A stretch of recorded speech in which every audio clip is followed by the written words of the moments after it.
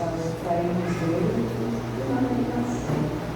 Livra-nos, Senhor, a prática de todo mal, que assim seja, graças a Deus. Confiarmos em mim, darei as nossas melhores relações. Seja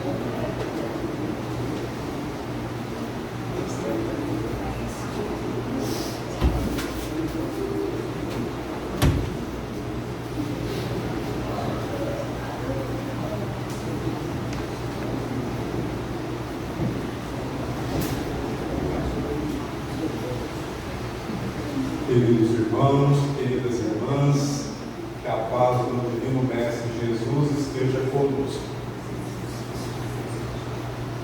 Graças a Deus, nós temos a oportunidade bendita de nos reunirmos nesta casa de Alta de Souza para que possamos estudar os ensinamentos de Jesus à luz da doutrina espírita.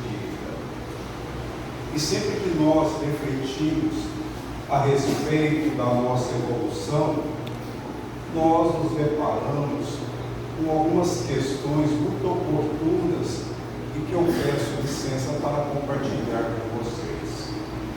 Por exemplo, por que não é diferente o processo evolutivo no sentido de que nós ficarmos isentos das aflições?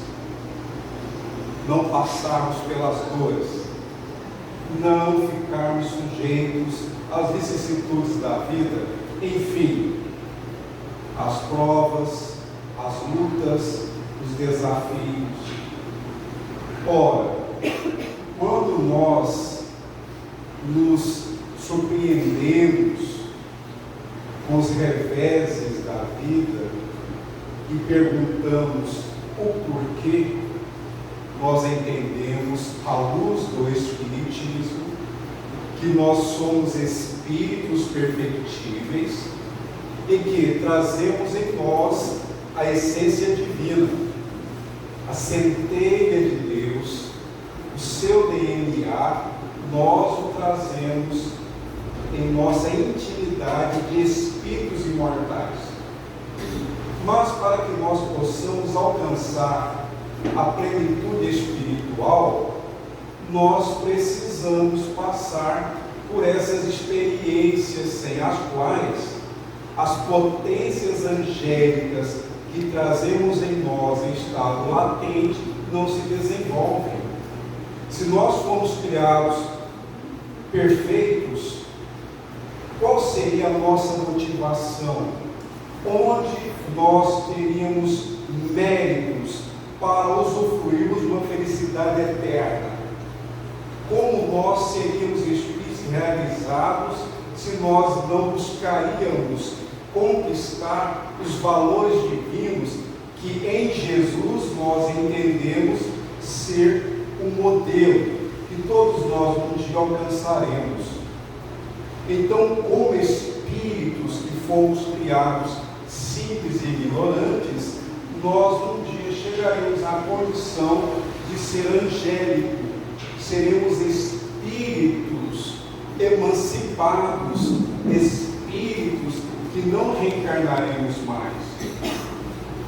Quando falamos em reencarnações, existem aqueles que dizem assim: não é possível que eu vou ter que voltar ao mundo, não é possível que eu vou ter que reencarnar. Meu irmão, minha irmã, você não quer ser feliz para sempre? Claro que eu quero. Mas como você vai ser feliz para sempre se você não reencarnar? Nós precisamos da reencarnação como instrumento para que nós possamos ir nos aprimorando. Este aprimoramento, ele vai acontecendo quando nós passamos pelas aflições, pela dor, pelas vicissitudes, pelas provas, pelos desafios, pelas lutas e pelas expiações. Nem todos nós aqui estamos expiando, vamos deixar bem claro, mas a maioria de nós com certeza tem débitos espirituais. Pode ser que alguém diga assim: ah, eu nunca pequei. O quê? Tem certeza, meu irmão? Tem certeza, minha irmã? Atire a primeira pedra aquele que não tiver pecado, não é assim? Então, para o nosso estudo de hoje, trouxemos um ensinamento de Jesus que é muito importante neste momento que nós estamos vivendo no planeta Terra. E, claro, todos os ensinamentos de Jesus são de grande relevância, todos. Porque quando Jesus ensinava, era Deus ensinando por ele. Jesus ensinava pelos seus próprios conhecimentos, sim, mas ele também e não era, é instrumento de Deus. Então, o que nós lemos sobre o que Jesus nos disse é Deus falando conosco. O Evangelho não é o de Mateus. O Evangelho não é o de Marcos. O Evangelho não é de João. O Evangelho não é de Lucas. O Evangelho é Jesus. Esses que eu citei, os conhecidos como evangelistas, são os biógrafos. São aqueles que anotaram os seus ensinamentos. Portanto, o Evangelho é Jesus.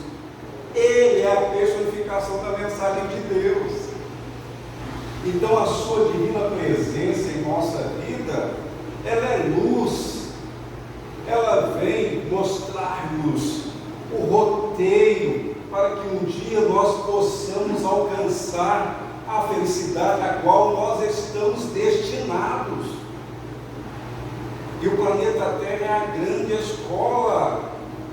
E ele, o nosso divino mestre, quando ele disse, vós me chamais de mestre, sim, eu sou, ele é mestre dos mestres, ele é mestre dos anjos, ele é um ser tão perfeito, que ele é um Cristo de Deus, um Espírito, que alcançou uma evolução tal, que ele é capaz de co-criador na eternidade com Deus. Mas isso está além da nossa compreensão. Escândalos.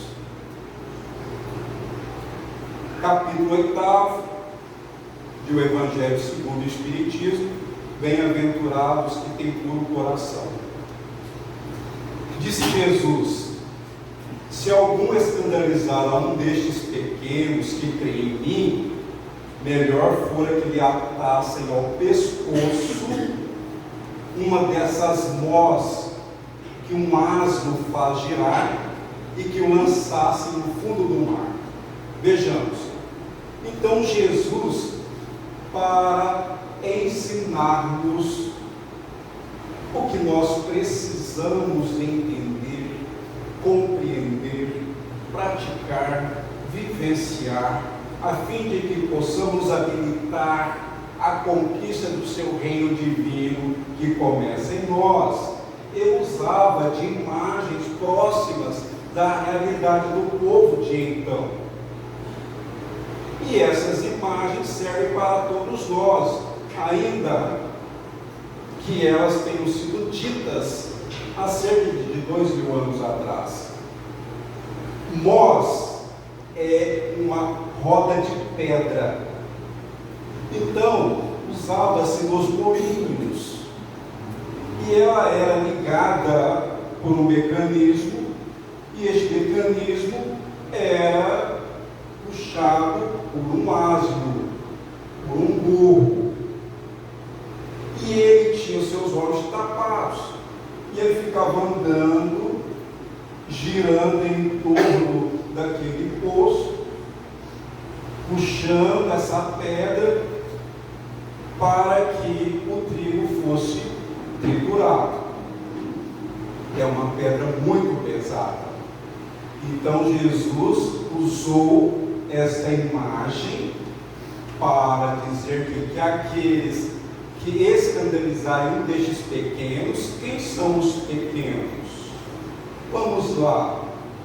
Nós já somos espíritos emancipados ou podemos considerar na linha evolutiva ascensional essa linha da nossa evolução, dessa escala que nós nos encontramos como crianças espirituais? Porque nós estamos em diversas idades, mas não estou falando da idade cronológica. Não estou falando de alguém que, assim como eu, está na terceira idade, ou na quarta, ou mais. Não. Eu estou falando das idades espirituais. Aqui cada um foi criado num momento. Mas existem espíritos que antes que o nosso mundo existisse, já havia alcançado a perfeição, que é o caso do Divino Mestre Jesus. Então ele é um espírito muito, mas muito antigo. Quantos anos o Senhor Jesus tem? 1 milhão? 4 bilhões? Bilhões e bilhões de anos de existência. Portanto, ele sabe tudo. Então, quando ele fala, vamos ouvir, vamos buscar o entendimento e gravar nos corações. Ai do mundo por causa dos escândalos, pois é necessário que venham escândalos, mas ai do homem por quem o escândalo venha. Tende muito cuidado em não desprezar um destes pequenos. Declaro-vos que seus anjos do céu veem incessantemente a face de meu Pai que está nos céus, porquanto o Filho do Homem veio salvar o que estava perdido. Jesus se refere a ele próprio como o Filho do Homem.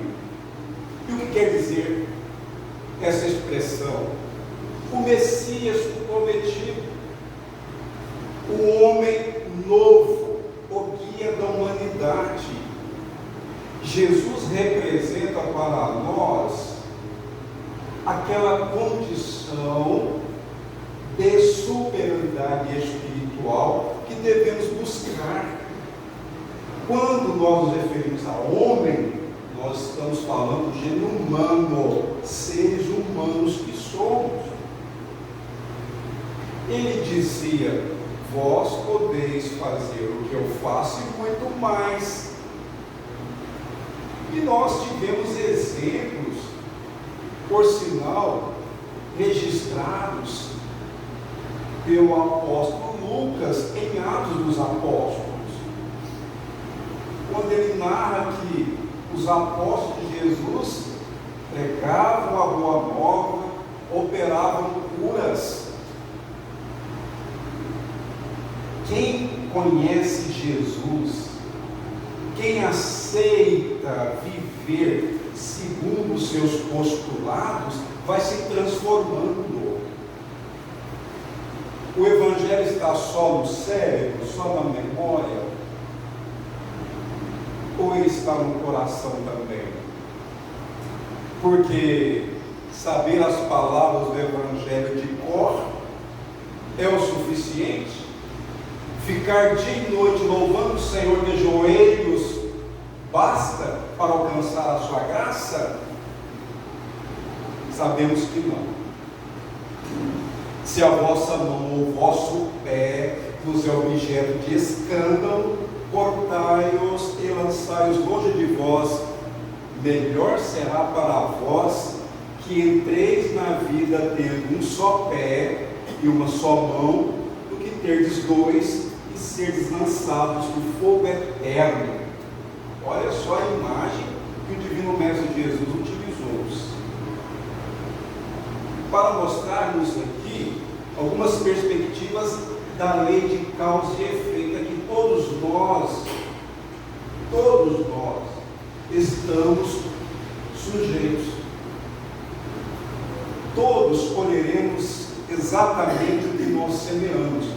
Mas tem aí alguns aspectos que é importante que nós consideremos. Praticamos o mal no passado. Nesta encarnação, só praticamos o bem. O mal que nós praticamos outrora vai ter consequências? Sim. Mas as consequências do mal que nós praticamos no passado vão ser minimizadas, vão ser atenuadas por conta do bem que nós estamos fazendo agora. Porque o bem que nós estamos realizando na atualidade, ele vai atuar na causa dos males que nós praticamos no passado. Ficou claro, meus irmãos e minhas irmãs? Daí Jesus dizer: o amor cobre uma multidão de pecados.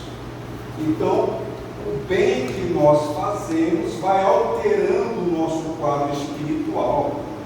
Se o vosso olho vos é objeto de escândalo, arrancai-o e lançai-o longe de vós. Melhor para vós será que entreis na vida tendo um só olho, do que terdes dois e seres precipitados no fogo do inferno. Este, segundo Mateus, capítulo 5, versículos 29 e 30, capítulo 18, versículos 6 a 11, versículos de 6 a 11.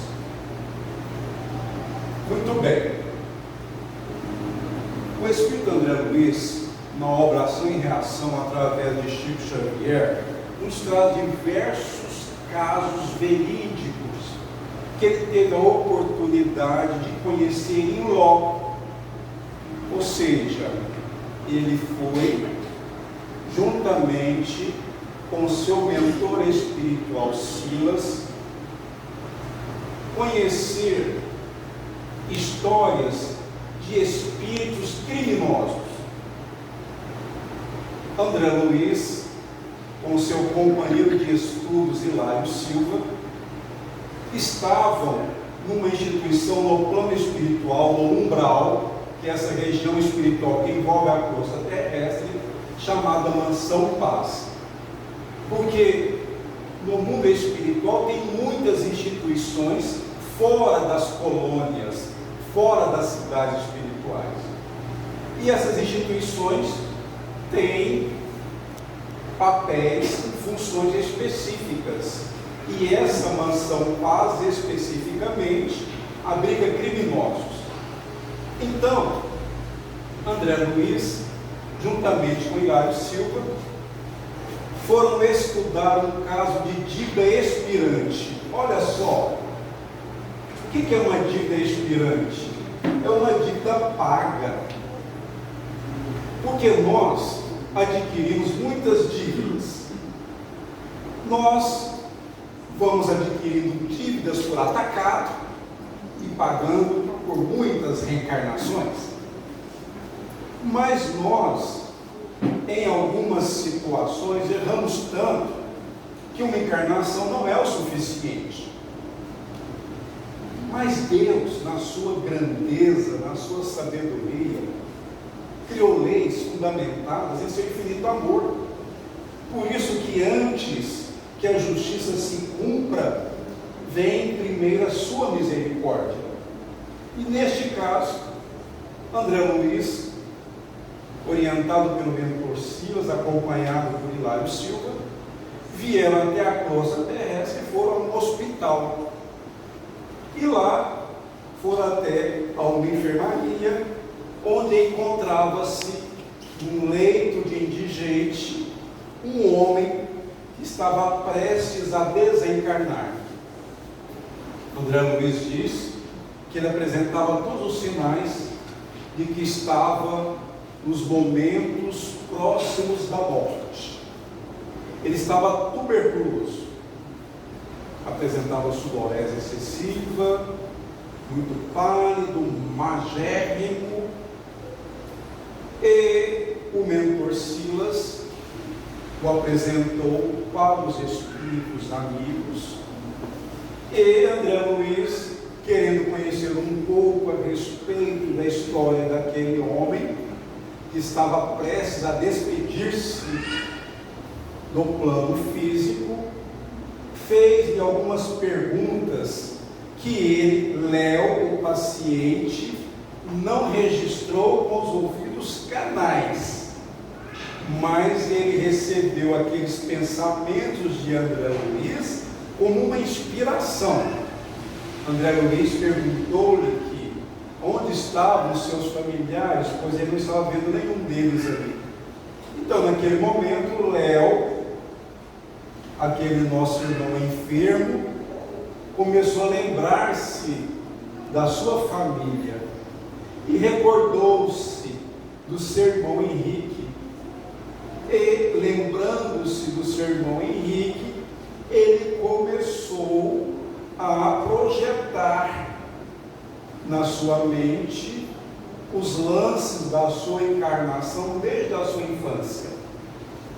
Então ele foi ali alinhando os seus pensamentos e André Luiz foi conhecendo a sua história. Léo, logo na primeira infância, ficou órfão dos seus pais. Ele tinha um irmão chamado Henrique. Henrique, ele tinha interesse em ficar com a herança que Léo tinha direito de receber. Mas Léo reencarnou com problemas mentais. Ele era deficiente intelectual. Henrique, com o passar do tempo, percebendo que ele, Léo, poderia ser manipulado, o que ele fez? Ele conseguiu articular a documentação necessária que o próprio Léo concordou e assinou, sendo aquele que seria responsável pelos bens do irmão. Então ele conseguiu interditar Léo. Assim que ele realizou os seus propósitos junto à legislação vigente, à época, ele internou Léo no sanatório. Léo estava pensando naquele momento sobre a sua vida, e André Luiz vendo as cenas que ele ia projetando através dos seus pensamentos. Com o passar dos anos, os dirigentes do sanatório deram alta para Léo, e Léo foi procurar o irmão Henrique, pedindo-lhe asilo em seu lar. E Henrique o escorraçou, não abriu suas portas para receber o irmão que o procurava. Então Léo saiu perambulando pelas ruas da cidade, buscando oportunidades de trabalho, até que um comerciante, compadecido da sua situação, lhe deu um emprego de vigia noturno. Então ele passou a rondar um grande edifício comercial todas as noites, exposto às intempéries, à chuva, ao sol, era noite, à chuva, ao frio, até que ele acabou desenvolvendo a tuberculose e foi encontrado desmaiado numa poça de sangue por pessoas caridosas que o levaram para aquele hospital onde estava internado. Então, na parede daquele quarto havia um crucifixo, e André Luiz perguntou para Léo, que registrou aquela pergunta como uma inspiração, se ele, Léo, não estava revoltado com seu irmão. Aí Léo pensou: meu irmão, ele também vai conhecer a morte, mas por que eu deveria sentir-me revoltado? Por que não perdoá-lo? E olhou para o crucifixo na parede. Se o nosso Senhor Jesus Cristo, puro, inocente, sofreu, padeceu por nós. Léo era católico, apostólico romano, então na sua fé ele reconhecia que Jesus foi preso, foi crucificado, sem nada dever, enquanto que ele, um pecador, estava passando por aquilo que ele tinha necessidade de reparar. Então, por que não perdoar o seu irmão? André Luiz deixou de perguntar a Léo e foi entender se comeu torcidas. E perguntou-lhe se Léo era um espírito abrigado pela Mansão Paz, a instituição onde eles estavam ali estudando os aspectos da lei de causa e efeito. E o mentor Silas disse que sim. Então, o mentor contou o porquê que Léo estava passando por aquela situação. Ele disse que na encarnação passada, Léo chamava-se Ernesto. E ele nasceu numa família abastada, uma família rica. Algum tempo depois, os seus pais desencarnaram. E ele tinha um irmão chamado Fernando. E Fernando era deficiente intelectual. Com o passar dos anos, Ernesto, lá da encarnação anterior, atualmente Léo, vejamos, ele, enquanto Ernesto, era muito ambicioso. E seus pais deixaram-lhe um patrimônio considerável, uma herança. Mas ele, Ernesto, que já estava casado, gostava de realizar festas em sua casa. E ele pedia para Fernando, que tinha limitações intelectuais, para que ele não participasse daqueles momentos. Acontece que, por conta desses problemas mentais, Fernando não obedecia. Então, Ernesto fez como que uma cela nos fundos da casa. E a sua esposa também gostava não só das festas, mas de gastar os recursos amoedados que herdava. Com o tempo, foram escasseando os recursos. Então Ernesto teve a sinistra ideia de deixar Fernando ao relento para que ele adoecesse e morresse. Então ele pediu aos escravos da casa que todas as noites abrissem a porta lá daquela cela para que Fernando pudesse sair e dormir ao relento. E assim, Fernando, que tinha uma boa saúde, ficou 2 anos dormindo ao relento. Ele tinha problemas de bronquite crônica, mas mesmo assim ele resistiu. Ernesto, percebendo que o irmão não morria, o que ele fez? Chamou 2 escravos e falou: vocês vão ser libertados, desapareçam, vão para longe. E assim aproveitou aquele momento. O irmão estava dormindo e, de posse de um punhal, foi lá e matou o seu irmão.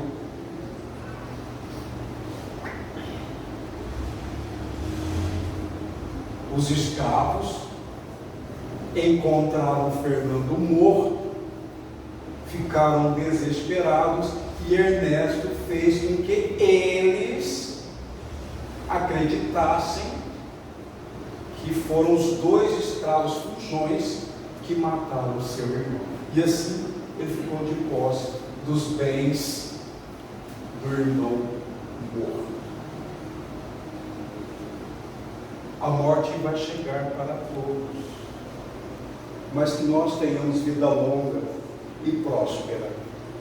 E para nós espíritas, a morte é uma transformação. Como dizia Bertold Brecht, a morte é um salto através da porta escura, é uma mudança de ambiente, é um momento que para muitos de nós vai ser pacífico, tranquilo, um sono, aquele sono agradável, dormimos e despertamos em outro lugar, um lugar feliz, um lugar limpo, agradável. Mas, como eu disse, que demore esse tempo para todos nós. Ficaram mais tranquilos? Ficamos. Muito bem. Quando ele, Ernesto, desencarnou, ele reconheceu a extensão dos seus erros. Fernando, aquele irmão que trazia limitações intelectuais, no plano espiritual estava lúcido. E ele perdoou Ernesto.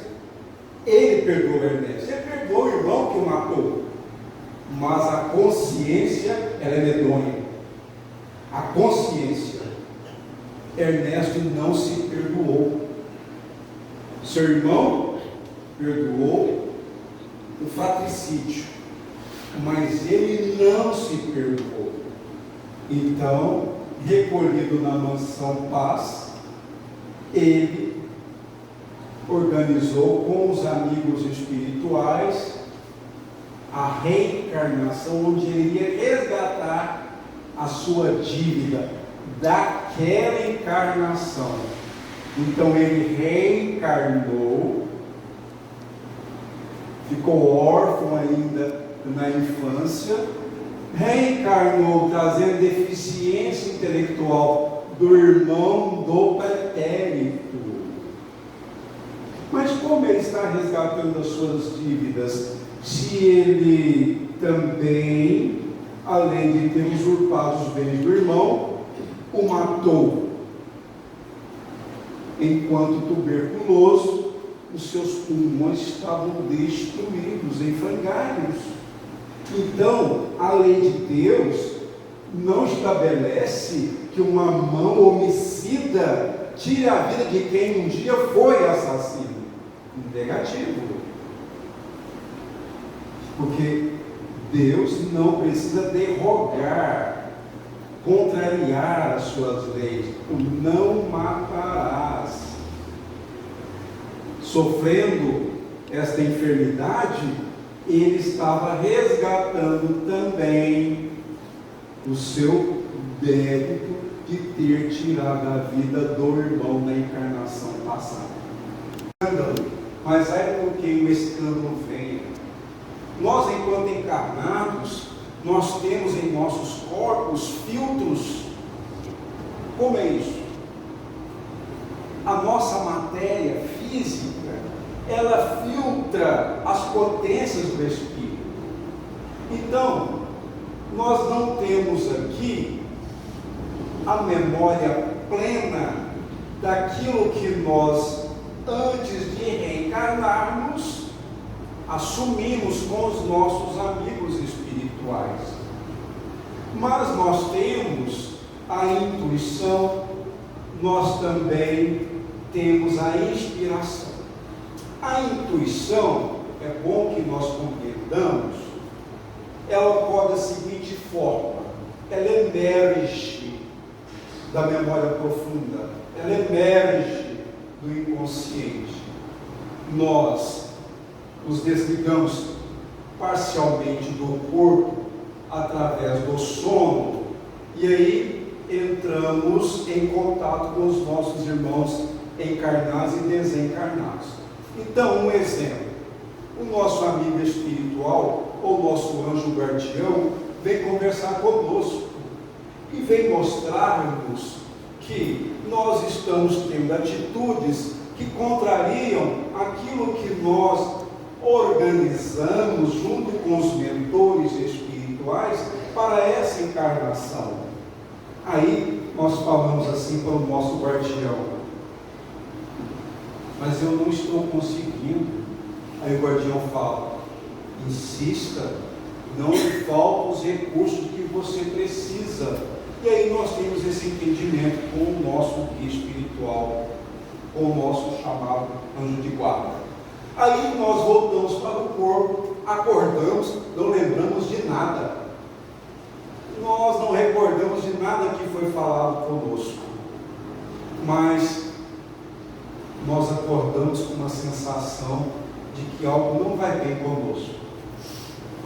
Alguma coisa está me incomodando. Isso que está me incomodando e que eu preciso corrigir é a intuição daquilo que o meu guia espiritual conversou comigo. Não é maravilhoso? Olha aí, quer dizer, eu não tenho memória plena, mas eu tenho a intuição. Por isso que todos nós somos médiuns. A mediunidade é um sexto sentido que todos nós temos. E a inspiração é quando um amigo espiritual aproxima-se de nós, conversa conosco, nós recebemos aquele pensamento como se fosse até nosso, mas é um pensamento que nos vem, porque o primeiro pensamento geralmente é o nosso. Esse pensamento que nós recebemos é a inspiração. Nesse exato momento, os amigos espirituais que me acompanham nas preleções, eles estão me inspirando para que eu fale com vocês e para que eu reflita aquilo que nós precisamos pensar no momento. Não é maravilhoso? Mas quando eu disse que nós somos crianças espirituais, que ninguém se ofenda, porque quando olhamos para o porvir, eu já perguntei outra oportunidade: vocês, meus irmãos, minhas irmãs, já se perguntaram o que vão fazer da eternidade? Porque eu estou falando de um tempo sem fim. O que você vai fazer da sua eternidade? O que nós faremos desse tempo sem fim que temos pela frente? Se somos responsáveis pelos nossos destinos, depende de nós. Muitos espíritos reencarnam trazendo limitações físicas, limitações intelectuais, problemas financeiros, problemas materiais. Muitos nas reencarnações anteriores viveram várias reencarnações no topo da pirâmide social. Foram pessoas riquíssimas, pessoas poderosas. E como não vamos generalizar de jeito nenhum, porque a riqueza é uma prova, assim como a pobreza também é, e ambas são desafiadoras. A pobreza pode levar o pobre ou miserável a murmurar contra a providência divina, e a riqueza, o erro pela ambição e pela avareza. Então ambas são desafiadoras. Alguém diz assim: nossa, na próxima encarnação eu quero reencarnar muito rico. Você está preparado? Ah, não é possível reencarnar pobre de novo. Olha, meu amigo, minha amiga, repense os seus sentimentos, porque às vezes você, vivendo nessa condição de vulnerabilidade social, está resgatando débitos e se está se esforçando por vencer os obstáculos da vida, você está se aprimorando espiritualmente. Porque as riquezas materiais, elas ficam, as espirituais nós as levamos conosco. Então, nas próximas existências, nós não só iremos resgatar débitos das dívidas que nós adquirimos no passado, mas também teremos outras oportunidades para construirmos um futuro mais feliz. Porque nós não fomos criados para o sofrimento. O que são provas? São lutas, são desafios. O que são expiações? São as consequências das ações que nós praticamos e que infringimos as leis divinas. Todos nós aqui, todos nós somos espíritos que escolhemos as nossas provas. Muitos de nós estamos passando por experiências que são extremamente importantes para nós, a fim de que possamos conquistar o progresso que nós estamos buscando. E quando eu falei daqueles que trazem limitações físicas, que trazem problemas intelectuais, meus irmãos e minhas irmãs, não é castigo de Deus. Deus não castiga. Deus, em sua infinita sabedoria, nos proporciona essas existências como um processo educativo. Então esses nossos irmãos e essas nossas irmãs que abusaram da inteligência, das riquezas, da aparência física, dos talentos que lhes foram confiados por Deus e que usaram mal esses recursos, eles vão ter que reparar as suas faltas. E na reparação, eles vão crescendo espiritualmente. Como é que eu vou saber se eu estou passando por provação ou por expiação? É simples. A pessoa que está expiando, ela está sofrendo. Ponto. Na provação, nós também passamos por sofrimento. Qual a diferença? O que está expiando é aquele que está passando pela provação revoltado. Quem se revolta com a provação, que blasfema, que roga praga, que não aceita de jeito nenhum aquela situação que é importante para ela, pela visão espiritual. Então, aquele que se encontra com um espírito rebelado e que desafia o Senhor, dizendo-lhe: eu não mereço, esse está expiando. Fui claro, meus irmãos e minhas irmãs? Então, se eu estou passando por um problema e sou resignado e procuro tirar deste problema o aprendizado, porque através da dor nós vamos conquistando a sabedoria por conta da experiência que ela nos proporciona, então eu serenamente agradeço ao Senhor e procuro cumprir com o meu dever. Agora, diante do sofrimento, diante da dor que eu estou vivendo, eu me revolto com a situação, então eu estou expiando, ou seja, eu estou sofrendo as consequências dos males que eu pratiquei no passado. E para concluir, a evolução não dá saltos.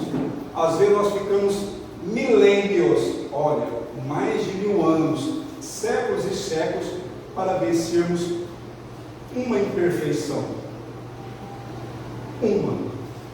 E as outras? Mas como somos espíritos imortais, como viveremos para sempre, vamos aproveitar as oportunidades que temos. Vamos meditar essas palavras de Jesus e vamos evitar o escândalo. O escândalo, ele não é só aquele de conhecimento público. O escândalo também ocorre dentro do nosso lar, quando nós não respeitamos os nossos familiares, quando somos infiéis nos compromissos assumidos, quando nós não honramos com a nossa palavra, quando mentimos, quando traímos. Então, que nós possamos pensar no que disse Jesus: ai do mundo por causa dos escândalos. É necessário que haja escândalo, mas ai porque o escândalo venha. mas é porque nós ainda, enquanto humanidade, estamos perfectíveis e, por conta da nossa ignorância, nós ainda erramos mais do que acertamos. Mas se buscamos vivenciar os ensinamentos de Jesus, vamos acertar mais do que erramos. Que a paz do Senhor esteja conosco e que Deus nos abençoe a todos.